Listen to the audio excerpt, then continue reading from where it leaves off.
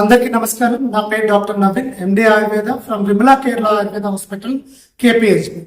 నా దగ్గరకు వచ్చే పేషెంట్స్ చాలా మంది అడుగుతుంటారు, సార్ నా హైట్ కి తగ్గట్టుగా నేను వెయిట్ ఎంత ఉండాలి, అసలు నేను ఒబేస్ లో ఉన్నానా, లేదంటే నాకు ఒబేసిటీ ఉందా, లేదంటే నేను వెయిట్ ఎక్కువ ఉన్నానా, లేదంటే నా వెయిట్ సరిపడా ఉందా, లేదంటే అండర్ వెయిట్ లో ఉన్నానా, అసలు నేను ఎలా ఉన్నానని అడుగుతున్నాను అనమాట. సో అందుకోసం ఈ వీడియో చేస్తున్నాను. అసలు యాక్చువల్గా అందరికీ తెలుసుకోవాల్సిన విషయం ఏంటంటే బిఎంఐ అనేటువంటిది చూసుకోవాలి. బిఎంఐ అంటే ఏంటంటే బాడీ మాస్ ఇండెక్స్.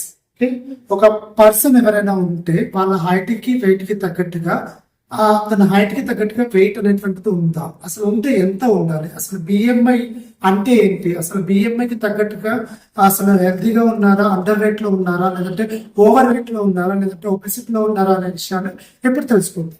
జనరల్ గా బిఎంఐ మన బాడీ మాస్ ఇండెక్స్.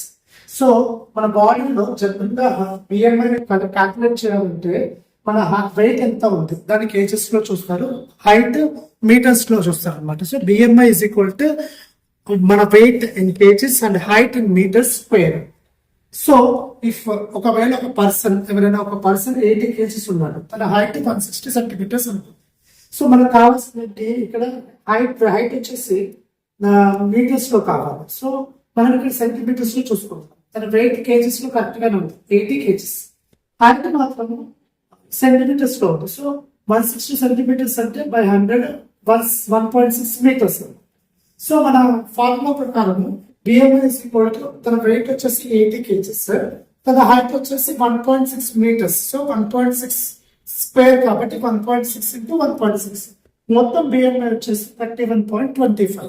సో ఈ 31.25 ఈ పర్సన్ తను నార్మల్ బిఎంఐలో ఉన్నాడా, అంటే తను నార్మల్ వెయిట్ లోనే ఉన్నాడా, నార్మల్ గానే ఉందా, తన బాడీలో ఉన్నటువంటి ఫ్యాట్ అంతా కూడా కరెక్ట్ గానే ఉందా లేదా ఇప్పుడు చూద్దాం.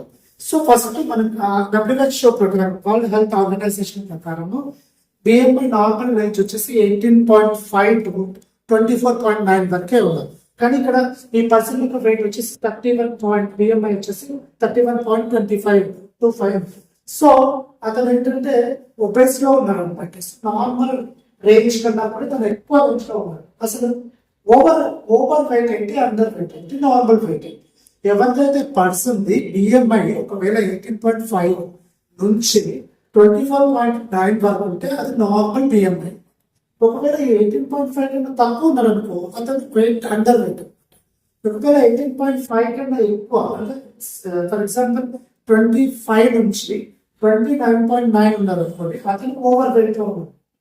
సో ఒకవేళ ఒబేసిటీ ఎప్పుడు అంటామంటే ఒక పర్సన్ ఎవరైనా 30 నుంచి 34.9 వరకు ఉన్న వాళ్ళని ఏంటంటే ఒబేసిటీ. సో దాంట్లో మేజర్గా గ్రేడ్ 1 ఒబేసిటీ అంటారు. ఇంకో కొంతమంది పర్సన్స్ 35 నుంచి 39.9 బిఎంఐ ఉంటుంది, వాళ్ళు గ్రేడ్ 2 ఒబేసిటీ అనమాట. అండ్ ఇంకా మార్బిడ్ ఒబేసిటీ అనేటువంటిది ఎవరైతే 40 బిఎంఐ కన్నా ఎక్కువ ఉంటే ఏంటంటే వాళ్ళకి మార్బిడ్లీ ఒబేస్ పీపుల్ అంటారు అనమాట. సో బిఎంఐ అనేటువంటిది చాలా ఇంపార్టెంట్.